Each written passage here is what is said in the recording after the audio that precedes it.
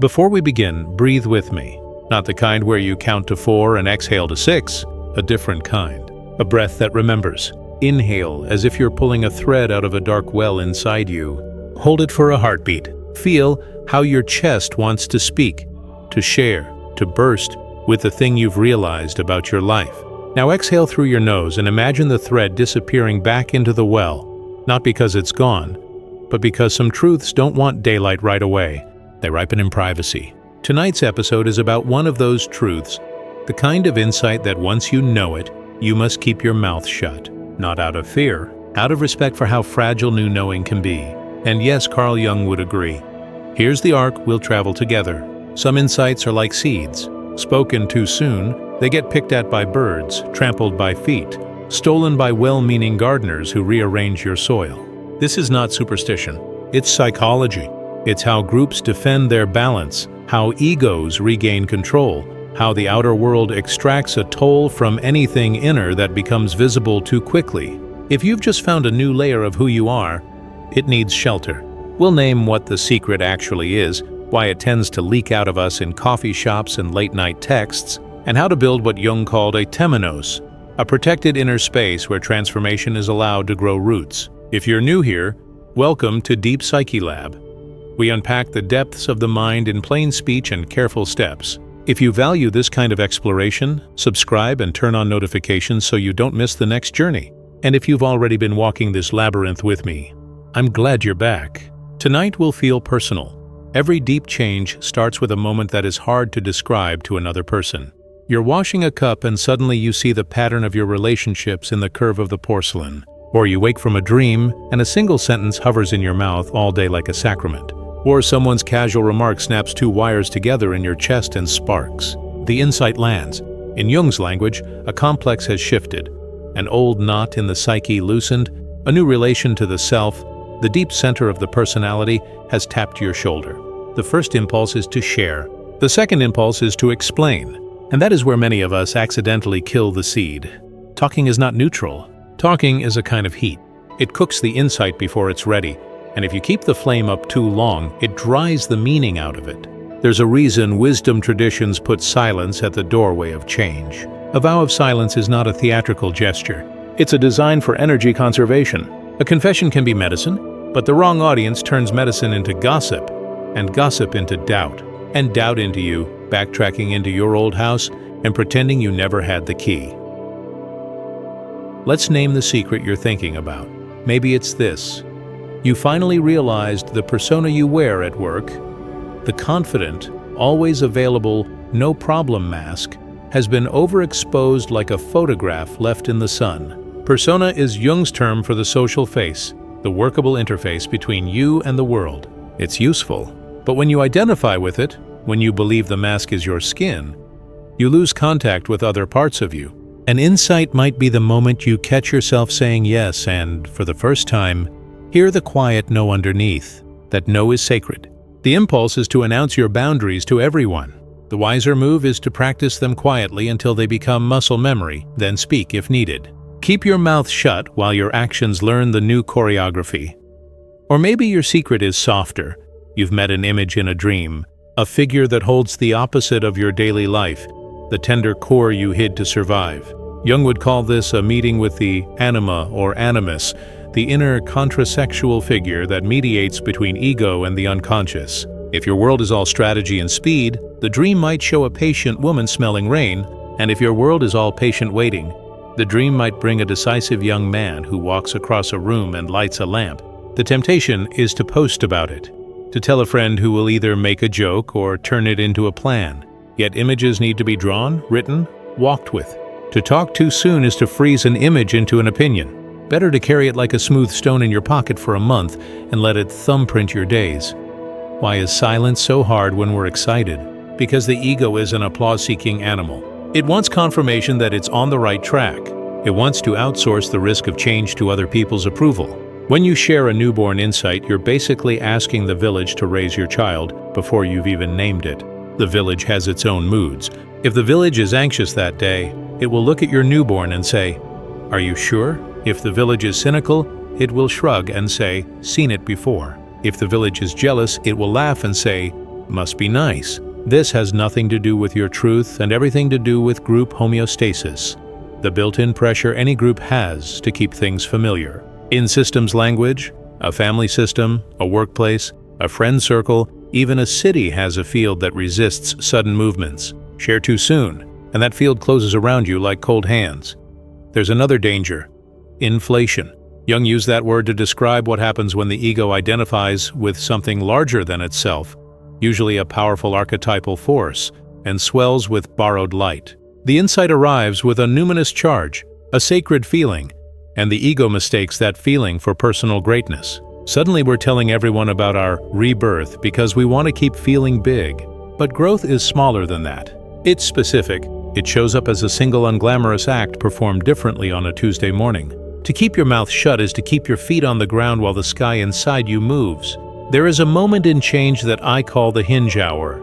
It's not a clock hour. It's the first time you test the new pattern in a live situation. You tell your boss you can't take the extra project this week. You pause before replying to a text that always hooks you, and you decide not to perform the old dance. You choose to leave a room when a certain joke starts making your ribs feel tight. If you've been talking about your new boundaries or your new gentleness or your new courage before this hinge hour, you've been spending the energy that would have powered the act. Keep the charge. Use it where it matters. Then, afterwards, if you want, share the story with someone safe, not for applause, but to metabolize the experience and learn from it. So what does it mean to keep your mouth shut in a Jungian way? It means creating a Temenos, a protected inner precinct, where the opposites in you can interact without interruption. Temenos is a Greek word for a sacred enclosure, a boundary that makes space sacred by separating it from ordinary time. In psychology, it's the mental and emotional space where you can think and feel without being hijacked by others' projections. You build it with small practices. A morning page, where you write by hand for 10 minutes and stop mid-sentence when the timer chimes, not because you're done, but because you're training the ego to tolerate unfinishedness. A nightly walk without your phone where you greet 3 ordinary objects: a rusted gate, a jacaranda tree, a stray cat, as if they're old friends, which they are, because the soul stores its weather in details. A ritual of closing your laptop and placing your hand on your chest before answering messages. A gesture that says, "We answer from here now." Temenos is not a room you rent. It's a rhythm you maintain. If you're with me so far, take a second to like this video. It helps the algorithm carry depth psychology to the people who are quietly starving for it. And if something already stirred in you, maybe you caught a glimpse of a secret you've been carrying, drop a comment later with the phrase, "I will guard the seed." That will be our shared signal tonight. Let me tell you a small story. Years ago, a woman told me she had finally seen the pattern that ruined her relationships. She noticed how she chose unavailable people because unavailability felt like home. It carried the flavor of childhood attention that arrived as weather, unpredictable, then gone. The insight was clean and painful. She wanted to announce it, make a video about it, and apologize to everyone she'd dragged into the orbit of her longing. Instead, I asked her to do one quiet experiment. For 1 month, tell no one. Notice only, when your hand moves to text someone who floats in and out, place the phone down and put your hand on your sternum for 90 seconds. If your chest softened, you could text a trusted friend and say you were craving a pattern, but not which one. She did this for a month. At the end, she didn't need to talk about the insight because she had lived it into a new behavior. The talking that followed was not raw confession. It was report. There's a difference. Reports don't bleed. They teach. Jung once wrote that the beginning of all things is small. A secret is small, not because it's trivial, but because it hasn't unfolded yet. If you tell it before it unfolds, you lock it in its first form. Think of how a chrysalis looks. If you cut it open to show someone the transformation, the creature dies. Silence is the shell that allows the shape to change unseen. This is not romantic. It is ordinary. You practice it when you sit with a hunch and don't argue it into a thesis. You practice it when you let grief rumble in your belly without deciding whether it's justified. You practice it when you keep a beautiful ambition between you and God for a season, so no one else's timeline hijacks yours. There is a social layer we must acknowledge. People feel threatened by your changes, not because they are malicious, but because your change asks them to change in relationship to you. If you stop being the comic relief, someone else must hold silence when the room gets tense. If you stop being the fixer, someone else has to learn to hold their own anxiety. If you stop merging to avoid conflict, someone else will feel the friction of differentiation. When you share your new clarity too soon, the group will unconsciously recruit you back into the old role to preserve the map they know. You will feel the tug. Keeping quiet is not hiding. It's letting your actions redraw the map slowly enough that others can update without panic. There's an inner layer too. Shadow work is not a press conference. The shadow in Jung's language is the set of traits we disown because they threatened our belonging earlier in life. You may have disowned your anger, your tenderness, your awkward hunger for excellence, your need for solitude. When a piece of shadow comes back carrying its suitcase, it doesn't want to be paraded in front of a crowd. It wants a bed, a meal, and proof that the host won't throw it out in the morning. When you keep your mouth shut, you give the shadow the privacy to shuffle around your house at night and find where its chair will be placed. Sometimes the secret is an image of the future. I use the word image carefully. It's not a plan yet. It's a shape, a sound, a color, a way your name feels when someone pronounces it correctly. People will ask for details because details reassure them. Don't resent them. They are trying to love you in the language they know, which is logistics. But you might need to say, I'm carrying something I'm not ready to explain, and I love you for asking. This is a boundary that nurtures intimacy instead of pushing it away. It lets others be part of your silence without making them your enemy. A word for those who confuse secrecy with shame. Secrecy, as we're using it, is not hiding out of guilt. It is guarding what is nascent. Shame says, don't tell because you're unworthy. Guarding says, don't tell because it's under construction. You can tell the difference by how your body feels. Shame makes you small and cold. Guarding makes you warm and oriented. Shame makes you lie or edit yourself into hollowness. Guarding makes you honest and brief. If you've ever tried to quit a habit, you know the tell everyone trick.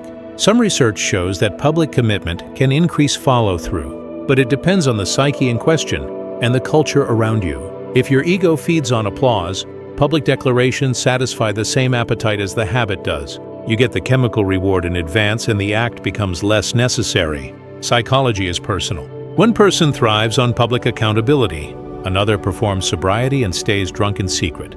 The guidance here is simple. Notice what talking does to your energy. Does it make you more likely to act or less? If less, talk less. There are times to speak, of course. When silence would betray your values. When someone's safety depends on your voice.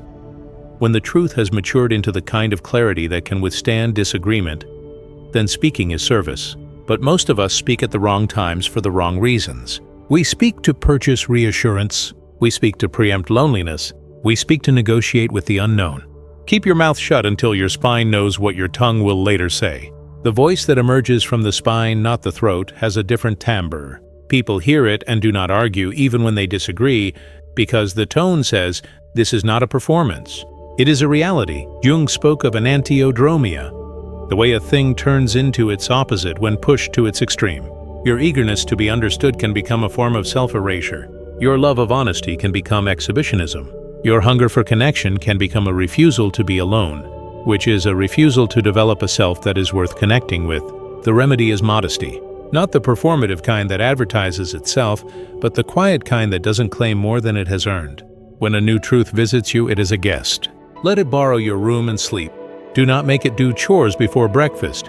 If you need a simple language to carry this into tomorrow, try this. Protect, practice, then present. Protect means hold it close while you study its edges. Practice means embody it in one small act a day. Present means share it when the actions have accumulated their own gravity, when telling it is just a way of putting words to what already exists. Inside those 3 words is a season of life. The length of that season will vary. The oak and the vine keep different calendars. There's also the matter of projections. When you speak early, you invite projections from others, admirations, doubts, fantasies. Projections are like coats people throw over your shoulders to keep themselves warm. Some coats are flattering. They still weigh you down. If you let projections land on a fragile inside, you'll start building your new life to please coats that were never yours. By staying quiet, you let projections glance off because there's not much surface to catch on. Later, when the inside has grown limbs and learned your stride, it will know what to wear and what to leave on the hanger. Silence is not emptiness. It is a medium. In the silence, the psyche arranges itself. We think clarity comes from thinking harder, but often clarity comes from letting the pieces sit in their natural places until the picture appears. This is why long showers, bus rides at dusk, and washing dishes line by line can feel like therapy. The mind, unbothered by the task of explaining itself, moves into order. If you want a practical way to keep your mouth shut without feeling isolated, choose a repetitive task and make it your listener. Fold laundry while you tell the secret to the fabric. Sweep the floor as if each crumb is a fragment of the old story. When the task is done, your body will have said what your mouth didn't need to, and then there is joy. A new insight can be joyful. We avoid joy because it looks fragile, but the kind of joy that comes from knowing something true about yourself is sturdy when it stays close to the body. Dance with it in your kitchen. Hum with it under the weight of your own breath. If you must share, share with the page. A journal is not a person. It will not defend its own homeostasis by pulling you back. It takes dictation. Let it. I want to speak to the part of you that feels alone in this. Many of us learn that to be loved, we must be transparent, explain everything, seek permission. Keeping a secret from the world, even a good one, can feel like betrayal. It is not. It is adulthood. Children show their drawings immediately. Adults sometimes let the paint dry.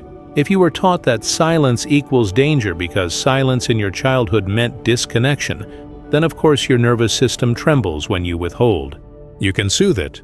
Place a hand on the impulse to text or post and say, "We will share when the cake is baked." It is not a no. It is a not yet. If you're still with me, we're already building a quiet room together. Make that visible in the simplest way. Tap the like button. It's a tiny act, but collectively it tells the platform that these deeper conversations matter.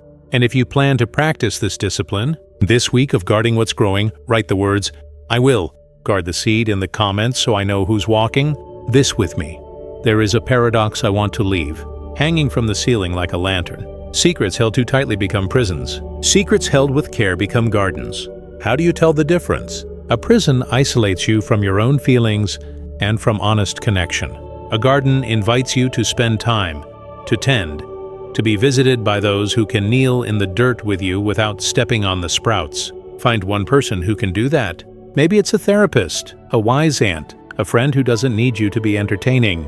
If you decide to share with them, do it sparingly and ask them simply to witness, not to fix. The more an insight is witnessed without commentary, the stronger it becomes. It decides its own shape without the noise of other agendas. You might be waiting for the promised Jungian secret spelled in one sentence. It's not a sentence, it's a posture. The secret is that the psyche changes in the dark, and the dark is not the enemy. The ego is a good daytime manager, but the night shift belongs to something older and less verbal. When the night shift clocks in, you step back. You don't publish the minutes of the meeting. You wash a cup and see the curve of your life in the porcelain. You don't tweet that.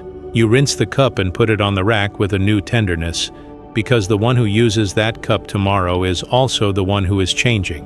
Keep your mouth shut, not because the world is bad, but because the world is loud, and your soul is trying to speak to you in a softer voice. Let's make it concrete for the week ahead. Sometime tomorrow, an opportunity will appear to share a new intention or a moment of clarity. You'll feel the old itch to narrate. You will pause. You will inhale as if drawing a thread from the well, and you will keep the thread.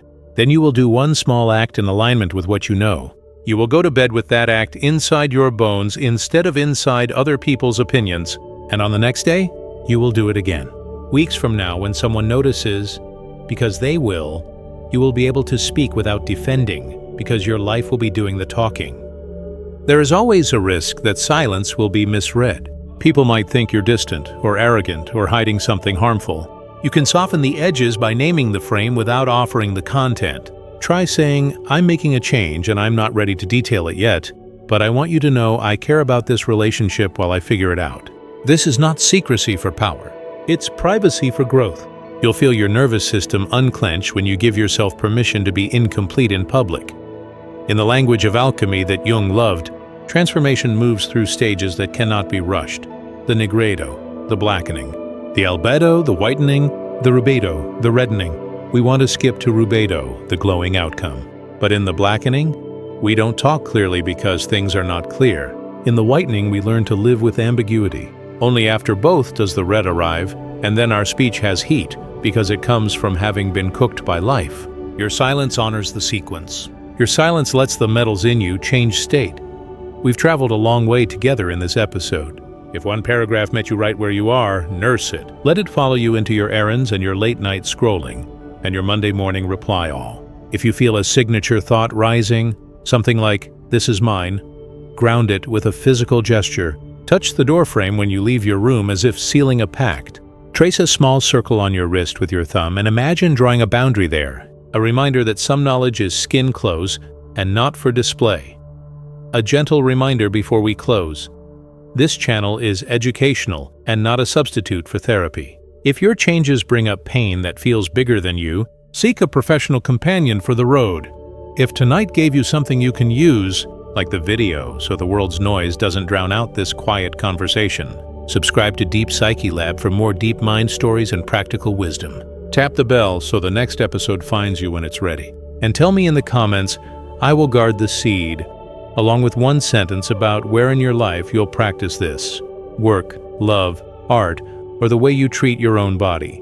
Your one sentence will help someone you'll never meet. I'll leave you with a line to carry in your pocket. The secret you keep is not a wall, it is a greenhouse. Tend the glass, shade the sprout. Let the roots take the shape of your silence. And when the time is right, open the door and let the fragrance do the talking.